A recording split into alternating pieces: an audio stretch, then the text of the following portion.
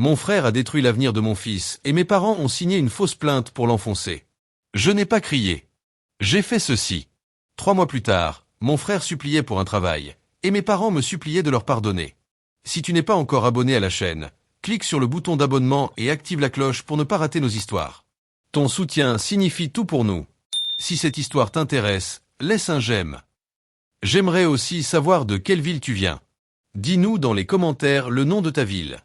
Maintenant, commençons l'histoire. L'air de juin sentait la terre mouillée et le jasmin.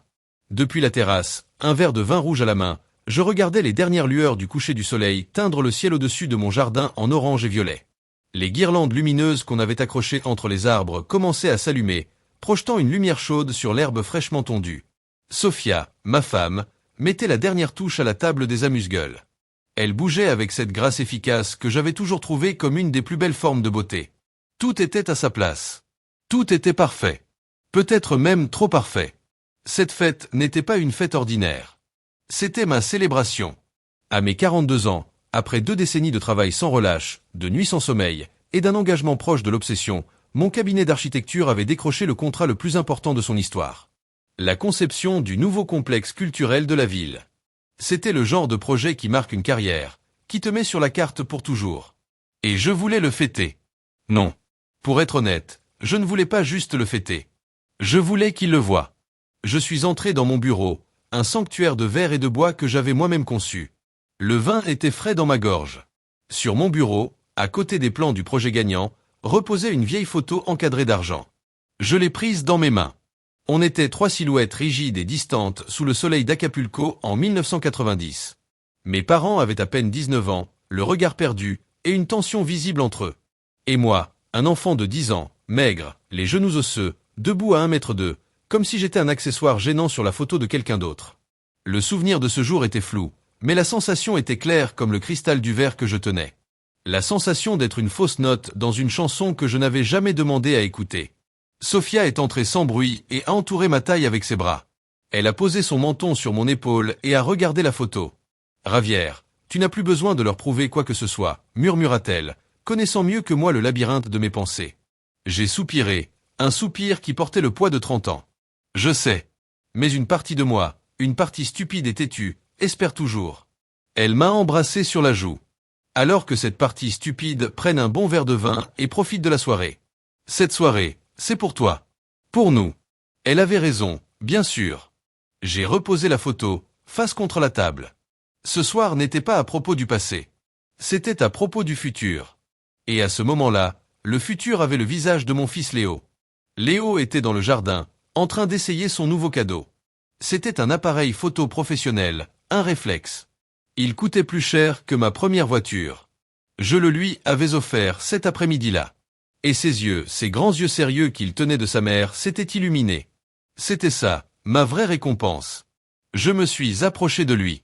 Il était tellement concentré à régler le diaphragme qu'il ne m'a pas vu arriver. Ce n'est que quand j'étais juste à côté de lui qu'il m'a remarqué. Alors, champion? Prêt à passer à l'action? Il a levé la tête et m'a souri. C'était un sourire timide, mais sincère. C'est incroyable, papa. Je ne sais pas quoi dire. J'ai posé ma main sur son épaule. L'appareil photo pendait à son cou, comme une médaille.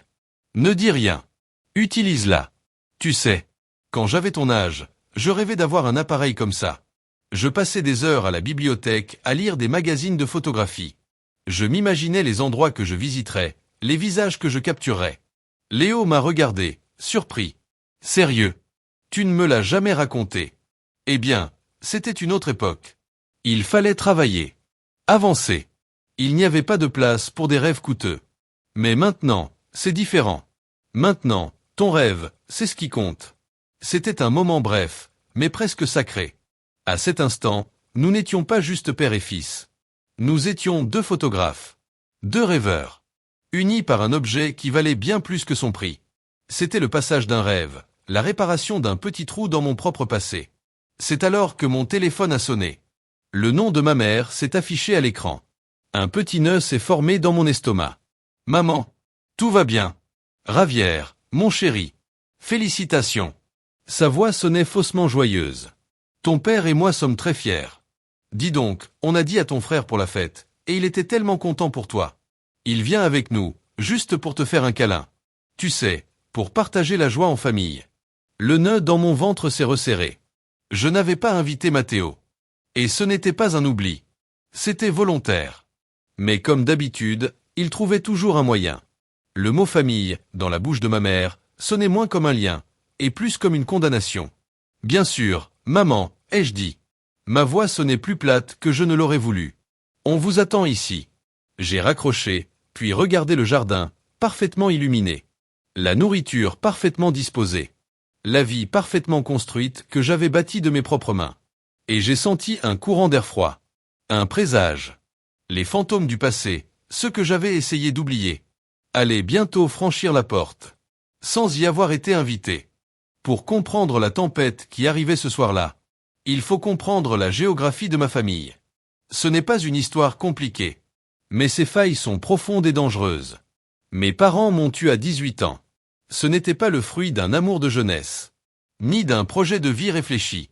C'était le résultat d'une nuit d'imprudence à l'arrière d'une voiture empruntée. J'étais la conséquence. L'encre qui les a attachés à une réalité pour laquelle ils n'étaient pas prêts. Ils ne m'ont jamais dit « Tu as ruiné nos vies ». Mais ce n'était pas nécessaire.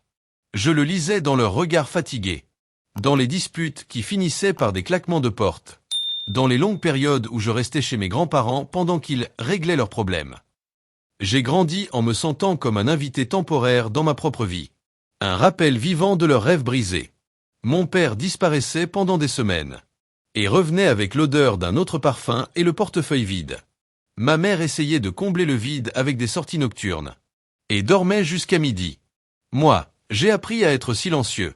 À ne pas causer de problèmes. À avoir de bonnes notes. J'ai appris à être autonome, parce que je n'avais pas le choix. Quand j'ai eu 20 ans, et juste au moment où je pensais qu'ils allaient enfin se séparer, il s'est passé l'impensable. Ils sont tombés amoureux. Ou du moins, ils ont joué une version très convaincante de l'amour. Ils ont arrêté de se disputer. Ils ont commencé à se chuchoter à l'oreille. À aller au cinéma le dimanche. À planifier des vacances. Et puis, comme point culminant de cette renaissance tardive, ils ont décidé qu'ils voulaient faire les choses bien cette fois. Ils voulaient avoir un vrai enfant. Un enfant désiré. Un enfant issu de leur nouvel amour. C'est comme ça que Matteo est né. Matteo n'est pas juste né. Il a été inauguré. Dès le premier jour, on ne l'a pas traité comme un bébé, mais comme un miracle. Il était la preuve vivante que mes parents avaient vaincu leur passé, leur seconde chance, leur projet de rédemption. Et ils ont mis en lui tout ce qu'ils m'avaient refusé. Je ne parle pas seulement d'argent. Même si, oui, il y en avait beaucoup. Je parle d'attention, de patience, d'un orgueil exagéré pour chaque réussite, même la plus minuscule. Je me souviens d'un après-midi. J'avais 25 ans. Et je venais de décrocher mon diplôme d'architecture avec mention. Je suis allé chez mes parents pour leur annoncer. Avec mon diplôme roulé dans la main, comme un sceptre royal. Mon père l'a regardé, a hoché la tête et a dit « Ah, super mon fils, félicitations !» Puis il s'est retourné, parce que Matteo, qui avait alors 5 ans, venait de tomber de son vélo dans le jardin. Il s'était mis à pleurer. Mon père a couru vers lui, l'a pris dans ses bras, l'a couvert de bisous, et lui a promis une glace plus grosse que sa tête. Moi, je suis resté là, debout dans le salon, mon diplôme à la main. Et je me suis senti aussi invisible qu'à mes 10 ans. C'était ça, la dynamique. Ravière est fort. Ravière peut se débrouiller tout seul. Matteo est fragile. Matteo doit être protégé. Avec les années, cette dynamique s'est solidifiée. Moi, je me suis fait un chemin par moi-même. J'ai monté mon propre cabinet dans un petit local loué, en travaillant 16 heures par jour. Je me suis marié avec Sophia. Une femme qui voyait ma valeur sans que j'aie besoin de la prouver. On a acheté cette maison, qui à l'époque était une ruine.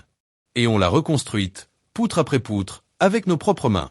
On a élevé Léo, en lui apprenant la valeur de l'effort, de la gentillesse et de l'honnêteté. Pendant ce temps, Matteo grandissait dans l'ombre de la surprotection. Il n'a jamais eu à faire d'efforts. S'il voulait quelque chose, il l'obtenait. S'il échouait, c'était toujours la faute de quelqu'un d'autre. Du professeur qui le détestait. Du copain qui l'avait mal influencé. Du monde trop injuste. Il est devenu un jeune homme de 25 ans sans direction, sautant d'un projet à un autre, tous financés par mes parents. Il était charismatique, superficiel, et portait une arrogance qui cachait à peine une grande insécurité. Il ne me haïssait pas. Il haïssait ce que je représentais. Chacun de mes succès était pour lui un miroir, qui lui renvoyait l'image de son propre échec. Ma maison était plus grande, ma carrière plus solide, ma famille plus stable. Et au lieu de s'en inspirer, il le voyait comme une insulte personnelle. Aux réunions de famille, il trouvait toujours un moyen de me lancer de petites piques venimeuses. Des commentaires sarcastiques déguisés en blagues. Sur mon obsession pour le travail. Ou sur ma vie soi-disant ennuyeuse et prévisible. Moi, j'encaissais. Je supportais. À cause de ce stupide espoir dont Sophia parlait. L'espoir que, peut-être un jour, mes parents me regarderaient avec la même fierté que celle qu'ils avaient pour leur miracle. L'espoir qu'un jour, on pourrait être une famille normale. C'est pour ça que j'avais organisé cette fête. C'était une offrande de paix. Une invitation dans mon monde. Une démonstration que mon succès pouvait aussi être le leur. Je voulais que mon père me tape dans le dos et me dise « Tu l'as fait, mon gars. Je suis fier de toi. » Je voulais que ma mère me regarde. Et voilà l'homme que je suis devenu. Pas l'enfant qui, pour elle, avait été une erreur. En attendant leur arrivée, je me suis souvenu du jour où j'avais annoncé à mon père que Léo allait naître. Il avait simplement dit « Eh bien, espérons que tu ne le négligeras pas comme nous, on l'a fait. » Cette phrase m'avait frappé comme une gifle. Il n'y avait pas de méchanceté dans ces mots. Juste une terrible absence de conscience. Ils ne se voyaient pas comme des parents négligents. Dans leur version de l'histoire, le abandonné, c'était eux. Et moi, leur fils, je portais la faute de leur échec. C'était ça, l'héritage. Moi, j'étais le brouillon. Le premier essai raté. Matteo, lui, était l'œuvre d'art. Et ce soir-là, sans le savoir, l'œuvre d'art allait détruire toute la galerie juste pour rester la seule pièce exposée. Ils sont arrivés 1 heure après le début de la fête. Je les ai vus depuis la terrasse, traversant le jardin. Mon père, le dos un peu plus voûté que la dernière fois que je l'avais vu. Mais toujours avec cet air de supériorité. Ma mère accrochée à son bras, souriant aux invités comme si elle était l'hôtesse. Et derrière eux, comme une ombre arrogante, venait Matteo. Mais il n'était pas seul. Il était accompagné d'un certain Carlos. Un de ces parasites qui traînent avec ceux qui ont de l'argent. Juste pour que quelqu'un paie l'addition. Matteo portait un jean troué de marque.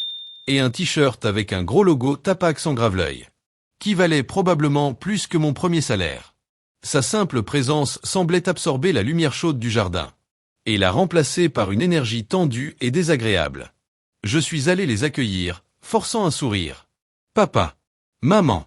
Je suis content que vous soyez venus. Mon père m'a tapoté l'épaule. Un geste mécanique, vide.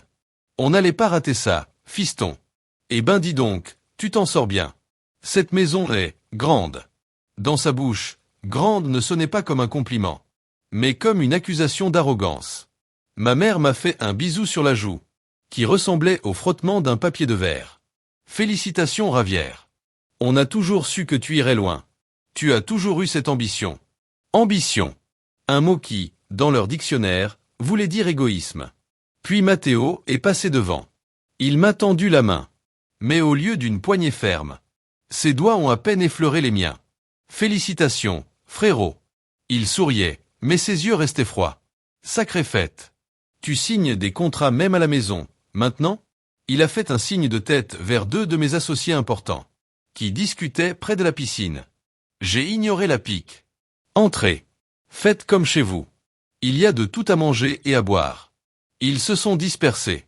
Mes parents ont été accostés par des oncles. Et ont commencé à parler en montrant la maison du doigt.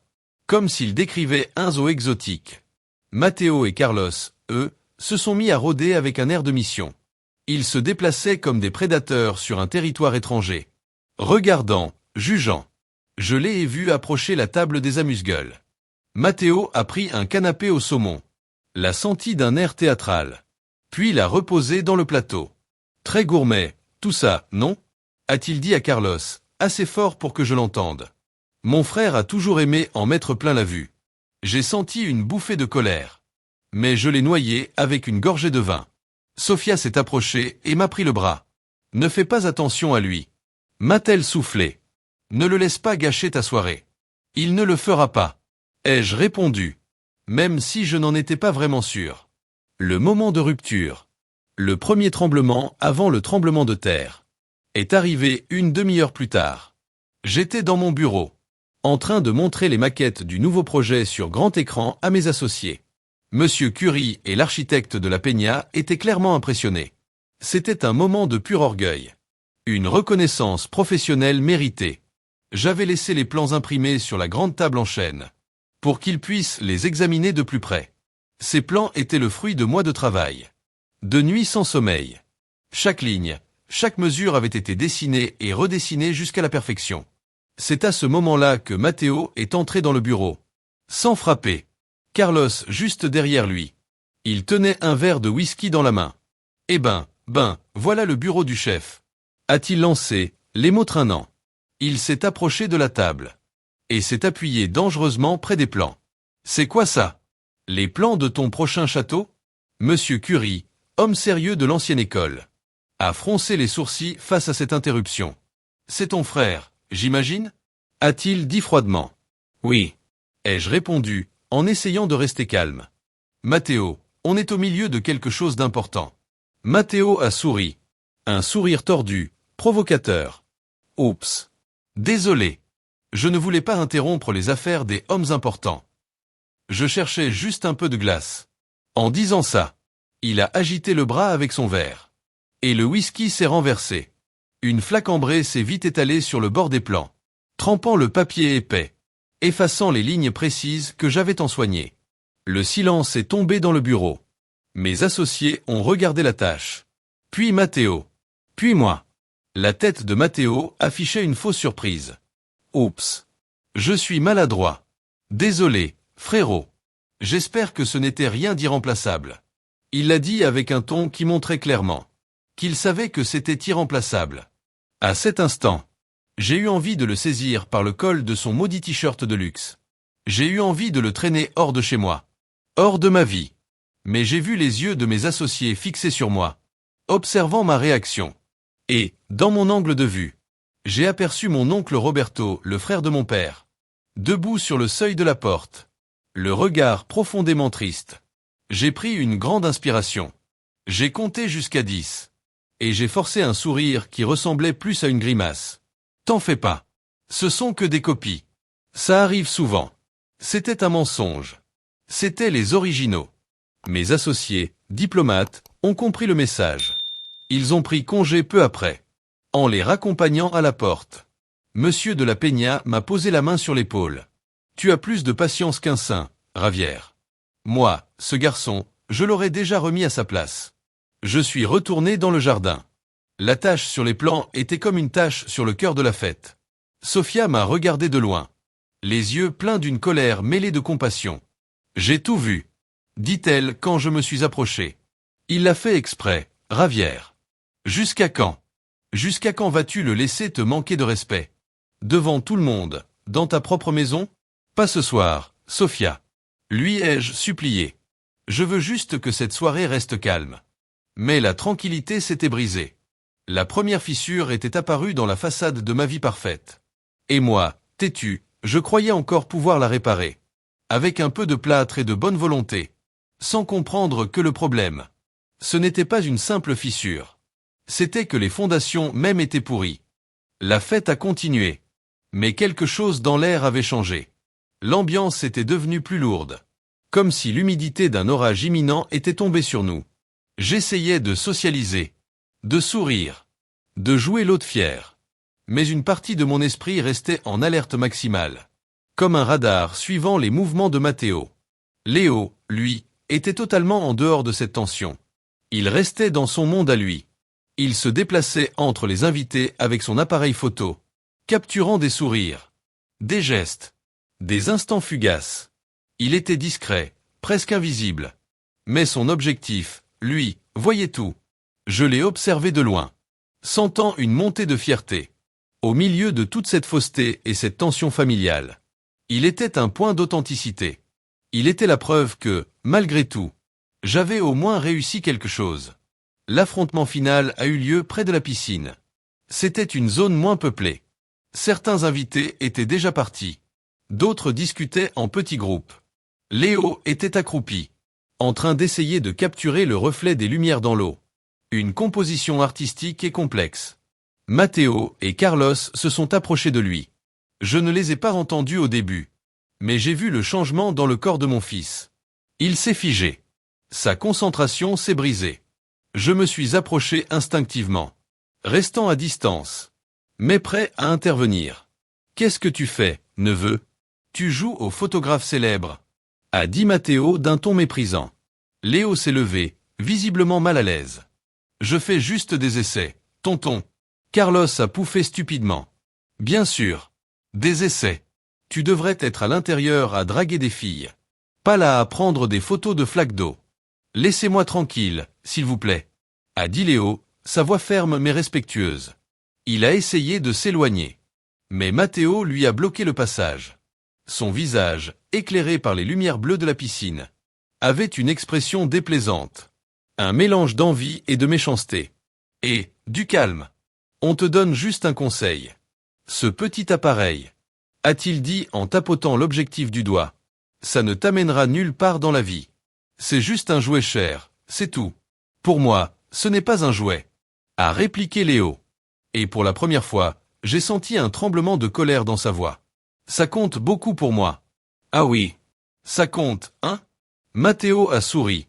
Un sourire qui m'a glacé le sang. Voyons voir à quel point ça compte vraiment. Avant que Léo puisse réagir, Matteo lui a arraché l'appareil photo du cou d'un coup sec. Tonton, non.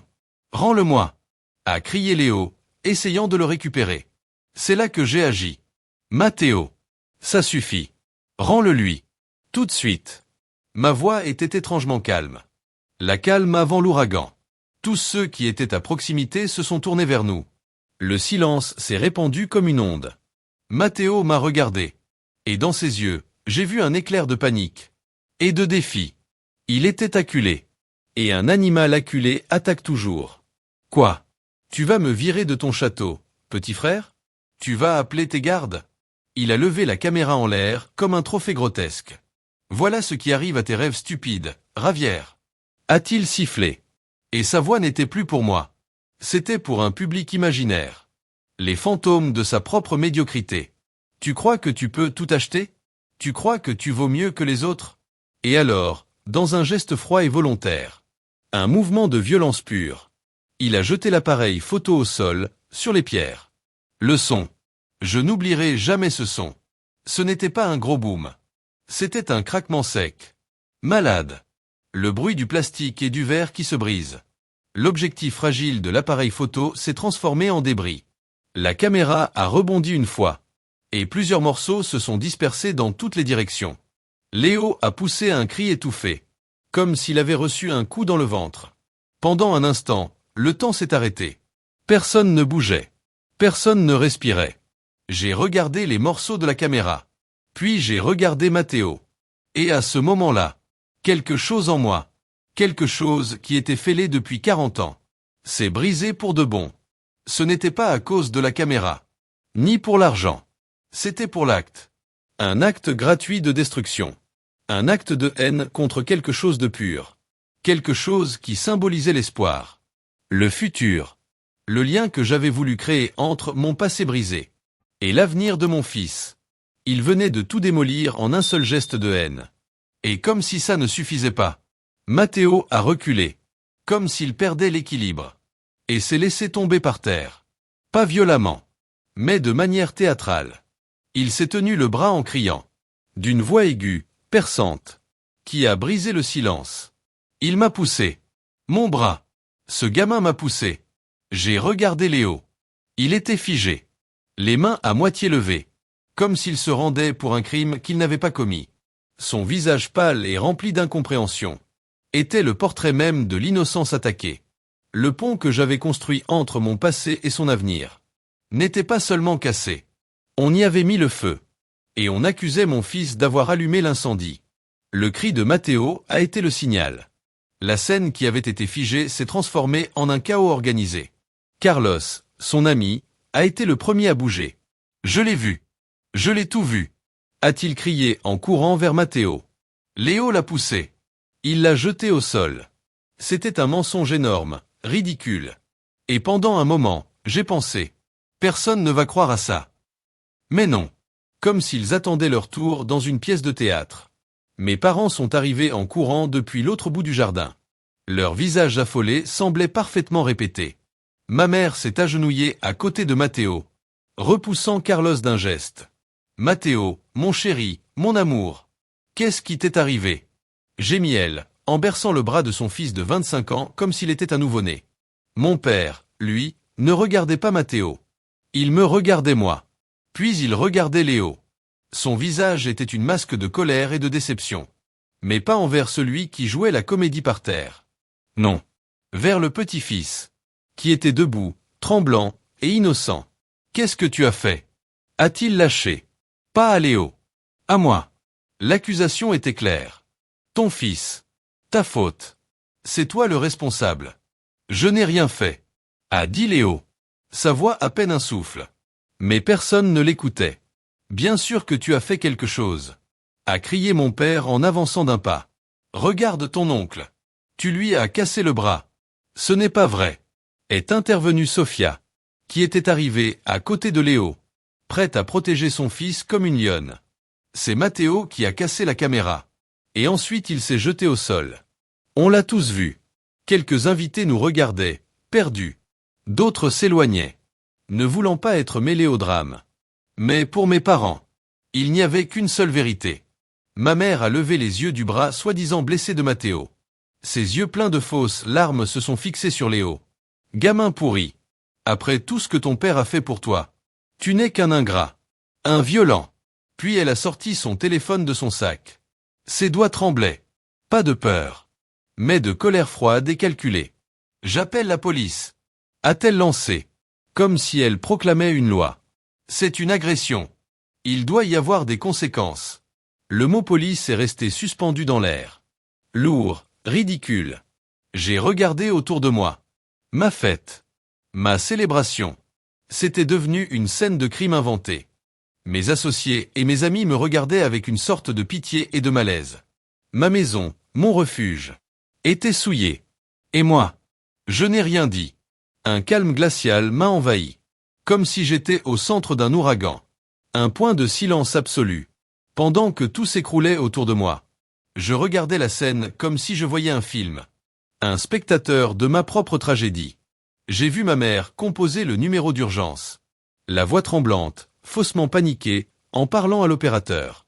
J'ai vu mon père la consoler, tout en me lançant des regards pleins de reproches par-dessus son épaule. J'ai vu Matteo, gémissant doucement, jouant le rôle de la victime avec un talent digne d'un prix. Et j'ai vu Léo, mon fils, mon petit, le visage trempé de larmes silencieuses. Des larmes d'impuissance pure.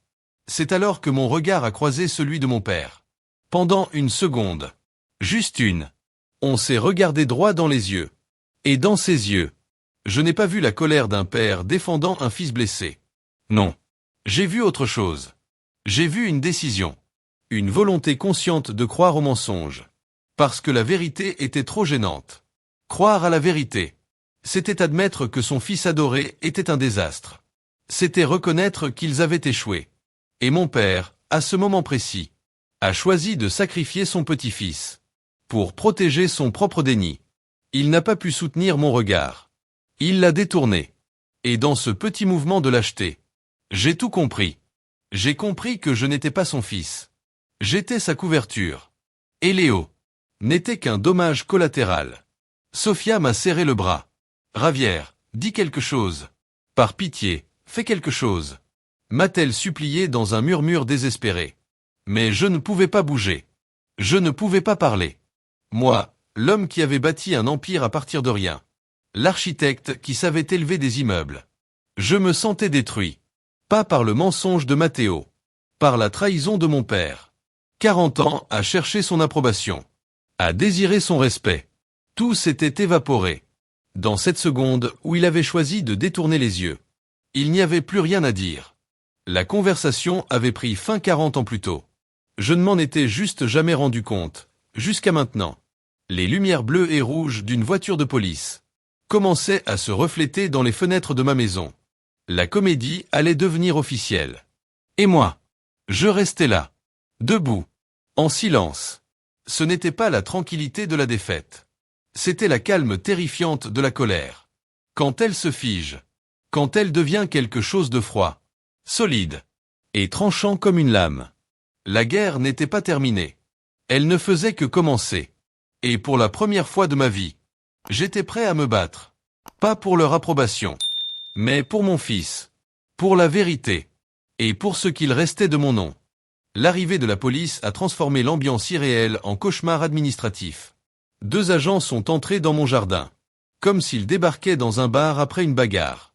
L'un était un homme plus âgé, corpulent, avec un air fatigué. Son badge disait « Sergent Robles ».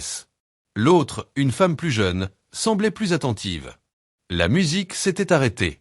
Les quelques invités encore là s'étaient regroupés dans un coin, murmurant comme un chœur silencieux de tragédie grecque en banlieue.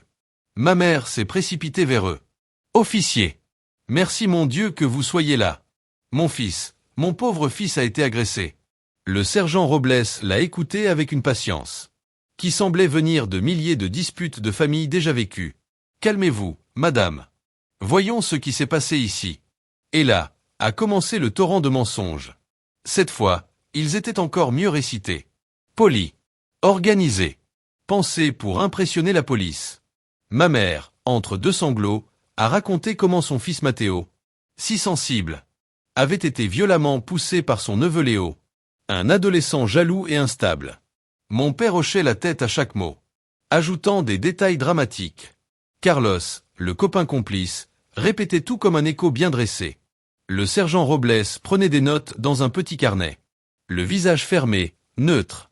Puis il s'est tourné vers Matteo, qui était toujours au sol, mais maintenant assis, le visage tordu dans une grimace douloureuse. « C'est vous la victime? Vous avez besoin d'une ambulance ?» a-t-il demandé. « Je crois que j'ai le bras cassé. » Gémit Matteo. « Ça fait très mal. »« Très bien, » a dit le sergent. « On va appeler une unité médicale pour vérifier. » Ensuite, il a posé ses yeux sur Léo, qui restait immobile à côté de Sofia, raide comme une statue. « C'est vous, le jeune dont on parle ?» Léo a hoché la tête, sans pouvoir parler. « Est-ce que vous avez poussé votre oncle ?» a demandé le sergent. Un ton neutre, mais avec un soupçon d'accusation. « Non, » a dit Léo. Sa voix était à peine audible. « Il ment !» a aussitôt crié mon père. « Je l'ai vu. On était à quelques mètres. On a tout vu. Ce garçon est devenu fou et il l'a jeté par terre. C'était comme un coup de poing dans le ventre. On a tout vu. » Le mensonge n'était plus juste une exagération. C'était un faux témoignage. Un parjure.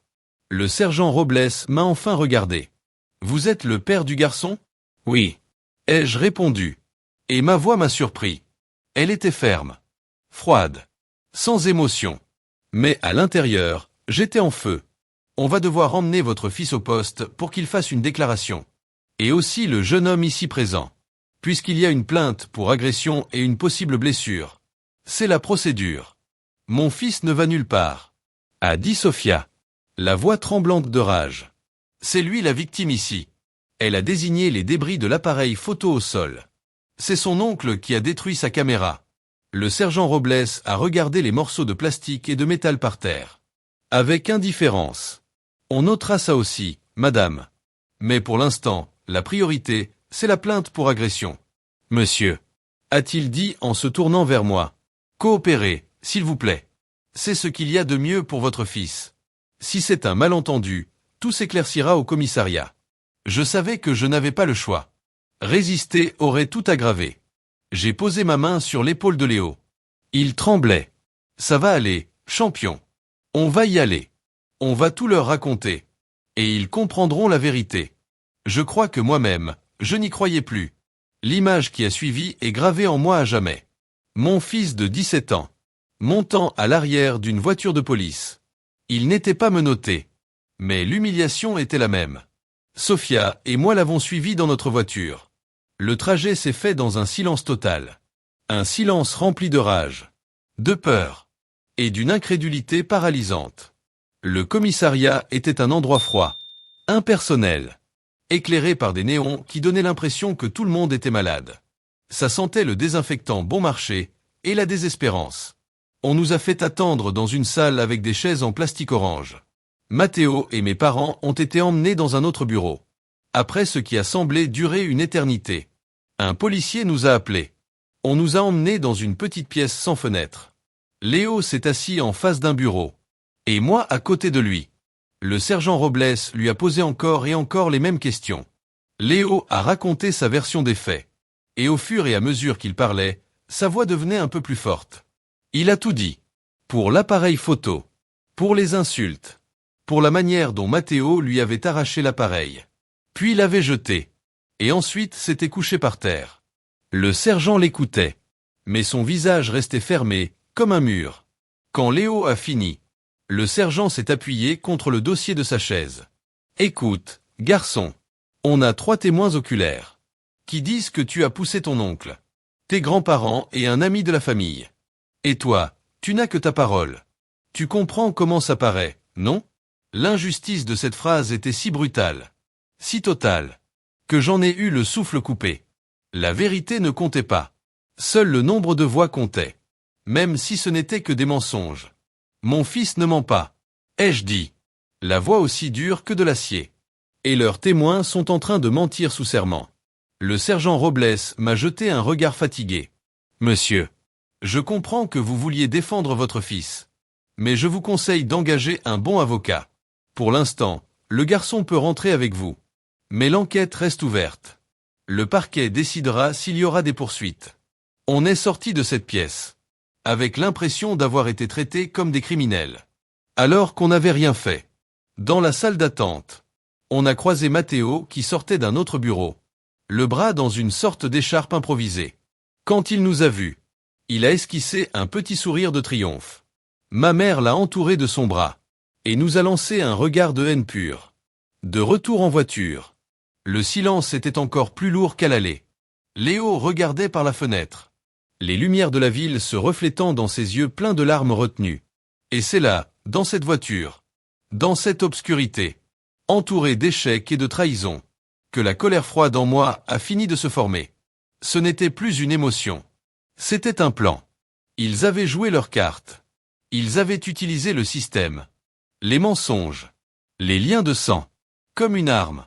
Très bien. Maintenant c'était mon tour. Et je n'allais pas utiliser des cris. Ni des supplications. J'allais utiliser la seule chose qu'ils avaient oubliée dans leur monde de tromperie. La vérité. Et parfois, la vérité peut être l'arme la plus destructrice de toutes. Quand on est arrivé à la maison, le silence nous a accueillis comme un linceul. Les restes de la fête étaient partout. Des verres à moitié pleins. Des serviettes froissées. Des rires qui résonnaient encore.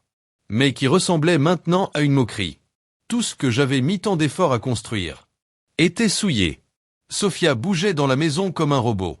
Elle ramassait, nettoyait, comme si elle essayait d'effacer cette nuit. Pas seulement du sol, mais de notre vie. Léo est monté directement dans sa chambre sans dire un mot. Je l'ai entendu refermer la porte. Doucement. Et ce silence-là était encore plus alarmant qu'un claquement de porte. Je lui ai préparé un thé qu'il ne voulait pas. Et je le lui ai apporté. Il était assis au bord de son lit, regardant les morceaux de sa caméra, qu'il avait ramassés et posés sur son bureau, comme les débris d'un naufrage. Ce n'est pas ta faute, Léo. Lui ai-je dit d'une voix plus douce que ce que je ressentais. Il a levé les yeux. Ses yeux étaient rouges. Alors pourquoi je me sens comme si c'était moi? Pourquoi est-ce qu'il les croit, eux? Je me suis assis à côté de lui. Je n'avais pas de réponse facile. Comment expliquer à un garçon de 17 ans, gentil et honnête, les blessures tordues des adultes? Comment lui faire comprendre que l'envie, la culpabilité et la lâcheté peuvent pourrir une famille de l'intérieur? Parce que parfois, j'ai commencé, cherchant mes mots. Les gens préfèrent croire un mensonge, plutôt que de faire face à une vérité trop laide sur eux-mêmes. Ça n'a rien à voir avec toi. Léo, c'est eux. Et je te le promets. Je jure qu'on va prouver la vérité. Il m'a regardé avec méfiance. La même que moi j'avais ressentie pendant des années. Et là, j'ai compris que les promesses ne suffisaient pas. Il fallait des preuves. J'ai laissé Léo et je suis descendu. Sophia était dans la cuisine, adossée au comptoir, le regard vide. Ses mains étaient serrées, comme si elle se retenait de tout casser. « J'arrive pas à croire, » a-t-elle dit d'une voix brisée, « que tes propres parents aient pu faire ça à leur petit-fils. Et à toi ?» Je me suis approché d'elle et je l'ai prise dans mes bras. Elle était tendue, tremblante de colère impuissante. « Ce ne sont plus mes parents, » ai-je dit. Et ces mots sont sortis avec une clarté qui m'a surpris moi-même. Ce soir, ils ont franchi une ligne. Et on ne revient pas en arrière après ça. On est resté un moment sans rien dire. Et c'est là, dans ce silence, que l'idée est venue. Une petite idée. Comme une luciole dans l'obscurité. Je me suis éloigné brusquement. La caméra. Quoi? Celle de Léo? Ravière, elle est en miettes. Non, pas celle-là. Les autres. Sophia m'a regardé sans comprendre. Les caméras de surveillance, Sophia. Celles que j'ai installées dans le jardin. Celles qui pointent vers la terrasse et la piscine. Ses yeux se sont écarquillés. L'espoir, ce muscle qu'on avait oublié comment utiliser, s'est mis à battre à nouveau. Tu crois que ça a filmé? Je ne sais pas, ai-je répondu en courant vers mon bureau. Mais je prie un Dieu en qui je ne crois même pas pour que ce soit le cas. On s'est enfermé dans mon bureau. Le même endroit où, quelques heures plus tôt, Matteo avait renversé son whisky sur mes plans. J'ai allumé l'ordinateur principal. Mes doigts allaient vite sur le clavier. Le système de sécurité était professionnel. Avec enregistrement continu. Déclenché par le mouvement. Sur un disque dur local. Ce n'était pas une simple caméra Wi-Fi. C'était un témoin silencieux. Un œil numérique qu'on ne pouvait pas tromper. Le logiciel était compliqué. Mais je l'ai maîtrisé. J'ai fait défiler la timeline. Une longue ligne grise avec des pics d'activité. Je suis allé directement à l'heure de l'incident. Mon cœur battait fort. J'ai cliqué sur le bon moment. L'écran s'est rempli d'une image un peu floue, mais claire. Un plan large du jardin arrière. Pas de son. Juste l'image, brute et muette. On a vu toute la scène se dérouler. Comme un ballet tragique. On a vu Léo, accroupi près de la piscine. On a vu Matteo et Carlos s'approcher. On a vu la dispute, visible dans les gestes.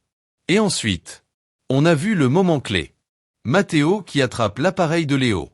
Le tiraillement. La surprise sur le visage de mon fils. Puis moi, qui entre dans le cadre. On devine que je dis quelque chose. Et puis, on voit tout. Le bras de Matteo se lever. Et lancer violemment l'appareil contre le sol. Il n'y avait pas de bousculade. Pas de bagarre. Léo était à plus d'1 mètre. Les mains sur les côtés. Ensuite, on voit Matteo faire un pas en arrière. Trébucher sur ses propres pieds. Et se laisser tomber au sol. D'une manière tellement exagérée. Que sans le son de ses cris, ça avait l'air ridicule et théâtral. Sophia a poussé un petit cri. Elle a mis la main devant sa bouche. Moi, je restais là. À fixer l'écran. Je l'ai rembobiné. Je l'ai rejoué. Encore. Et encore. Là. Ai-je chuchoté. Là, Sophia. La vérité. Une vague de soulagement et de triomphe m'a traversé. C'était la preuve. La balle en argent. L'arme qui allait faire tomber tout leur château de mensonges. Ce n'était plus la parole de mon fils contre 3 adultes. C'était la réalité en haute définition contre 3 menteurs. J'ai sauvegardé la vidéo sur 3 appareils différents. Je l'ai envoyée sur un cloud privé. Je l'ai regardée une dernière fois. Chaque image gravée dans mon esprit. Ils avaient amené la police dans ma maison. Ils avaient tenté de salir le nom de mon fils. Ils avaient transformé ma fête en cauchemar. Mais dans leur arrogance, ils avaient oublié une chose essentielle. Je suis architecte. Je connais chaque recoin de ce que je construis. Et ils venaient juste de commettre leur crime. Devant l'œil infaillible de ma création. Le jeu venait de changer. Et j'avais maintenant le plateau entier entre mes mains. Avec la vidéo en main, j'ai ressenti une montée de puissance. Froide et lucide. Mon premier réflexe n'a pas été d'appeler la police. Ni un avocat. Non. C'était plus personnel. Plus primitif. Je voulais qu'elle le voie. Je voulais que ma mère voie la vérité. Brute et incontestable. Et qu'elle entende son monde de mensonges s'effondrer. J'ai ouvert WhatsApp. J'ai tapé son numéro. Elle a répondu au 2e bip. La voix toujours chargée d'une indignation fabriquée. Qu'est-ce que tu veux, Ravière? Tu appelles pour t'excuser d'avoir élevé un délinquant? J'ai pris une grande respiration. En gardant ma voix calme. Je viens de t'envoyer une vidéo, maman. Regarde-la. Maintenant. Il y a eu un silence. Puis je l'ai entendu dire quelque chose à mon père, au loin. Une vidéo? De quoi tu parles? Je ne vais pas regarder tes. Regarde-la. Je l'ai coupée. Avec un ton si tranchant qu'elle s'est tue. C'est la caméra de surveillance du jardin. Celle qui pointe vers la piscine. Silence. Un long silence tendu. Je l'imaginais ouvrant le message. Ses yeux plissés, essayant de voir l'écran de son téléphone. Je l'imaginais au moment précis où l'image devenait impossible à nier. Le vol. Le lancer. La chute simulée. Quand elle a repris la parole. Sa voix était différente. Le ton de la victime avait disparu. Remplacé par quelque chose de plus laid. L'agressivité d'un déni désespéré. Et ça prouve quoi, hein? Qu'est-ce que c'est censé prouver? J'ai cligné des yeux. Je n'en revenais pas. Ça prouve que Matteo a menti. Que c'est lui qui a cassé la caméra. Qu'il s'est jeté par terre. Et que Léo ne l'a jamais touché. S'il te plaît, Ravière. A-t-elle craché? La voix montant. Ce truc est ridicule. C'est évidemment un montage. La violence de son refus m'a laissé sans voix. La culot. Le mensonge si profond qu'elle en était aveugle. Un montage. Maman, c'est l'enregistrement direct du système de sécurité. Ne me prends pas pour une idiote. A-t-elle crié? Tout le monde sait que tu passes tes journées avec tes ordinateurs. Avec tous tes programmes là. Et ta femme aussi, elle est là-dedans. Vous avez sûrement trafiqué ça avec leur intelligence artificielle. Tu détestes ta famille à ce point? Tu veux tous nous détruire. L'entendre prononcer le mot famille a été comme une gifle. Quelle famille? Ce nid de serpents prêt à sacrifier un enfant pour sauver leur fils préféré? Je t'ai montré la vérité, maman. Ai-je dit, d'une voix glaciale. Et tu as choisi de ne pas la voir. C'est tout ce que j'avais besoin de savoir. Et j'ai raccroché. Avant qu'elle puisse répondre. Je suis resté là. Regardant mon téléphone. Sentant un vide là où, quelques heures avant, il y avait encore un nœud d'espoir. Je pensais qu'en lui montrant la preuve, la raison gagnerait. Quelle naïveté! Elle ne défendait pas Matteo parce qu'elle croyait qu'il était innocent. Elle le défendait parce que son image de bonne mère dépendait de ça. Dans son esprit, il devait être la victime parfaite. Et moi, le fils ingrat. Et Léo, le délinquant. Le lendemain matin, j'ai pris rendez-vous avec mon avocat, Maître Garcia. C'était un homme intelligent, méthodique, avec une mémoire impressionnante et une patience à toute épreuve. Quand je lui ai montré la vidéo, il a regardé l'écran sans bouger pendant toute la séquence. Puis il a levé les yeux vers moi. Le regard aussi tranchant qu'un scalpel. C'est un piège parfait, Ravière. Ils se sont tirés une balle dans le pied. Et toi, tu as la preuve vidéo. On va leur faire regretter chaque mot qu'ils ont prononcé contre ton fils. Je lui ai tout remis.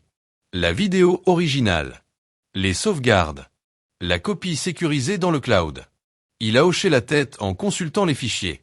On va déposer une contre-plainte pour fausse accusation. Et on va aussi inclure dénonciation calomnieuse.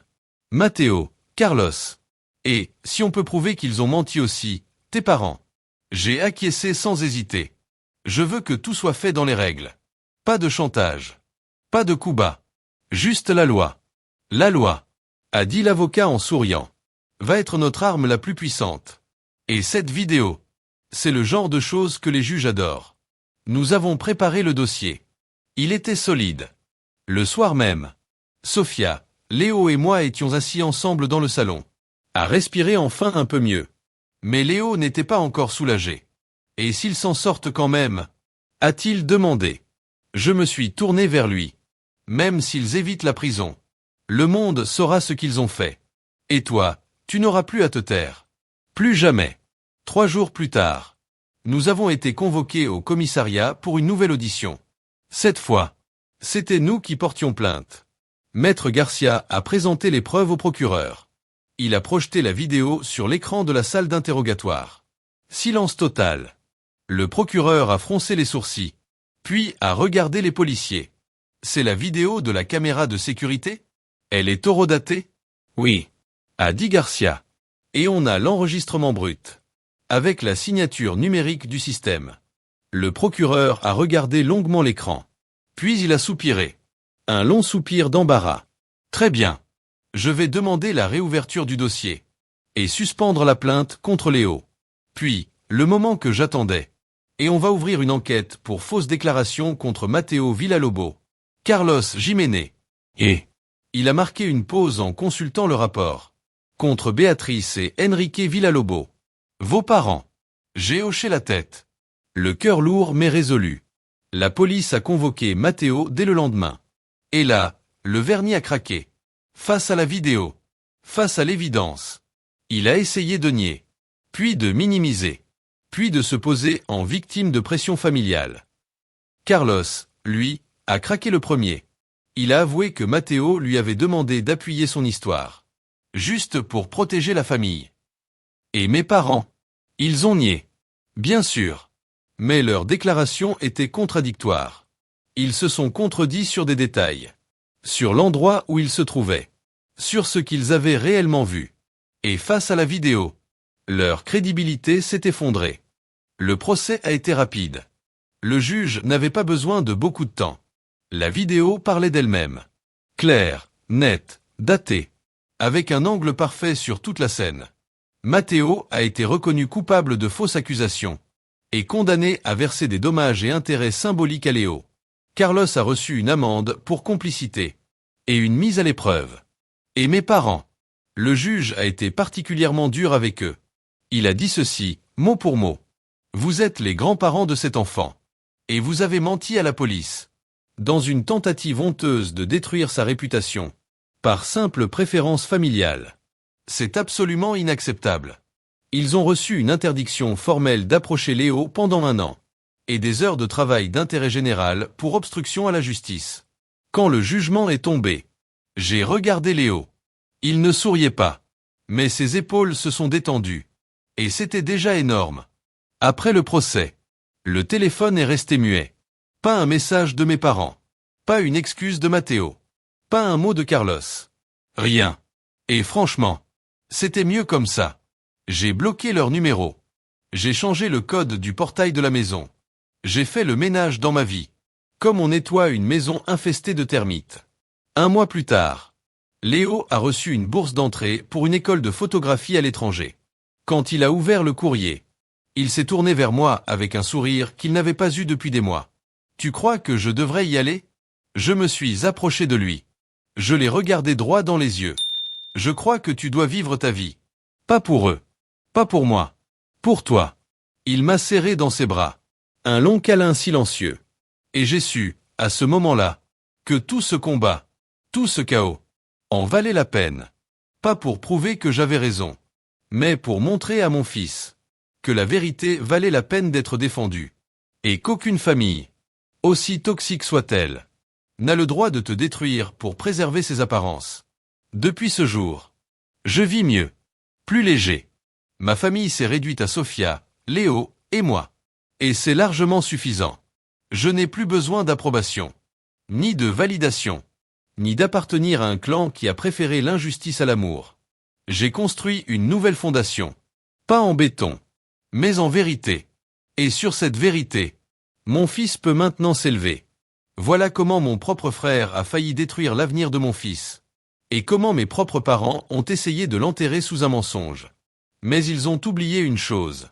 Quand tu bâtis ta vie sur la vérité, aucun mensonge ne peut vraiment t'écraser. Aujourd'hui, Léo étudie la photographie à Londres. Ces clichés ont déjà gagné un concours. Et moi, je regarde ces photos et je me dis, c'est lui, la plus belle chose que j'ai jamais construite. Quant à ceux qui ont voulu l'abattre, ils n'ont plus de place dans notre vie. Et ça, c'est la meilleure des justices.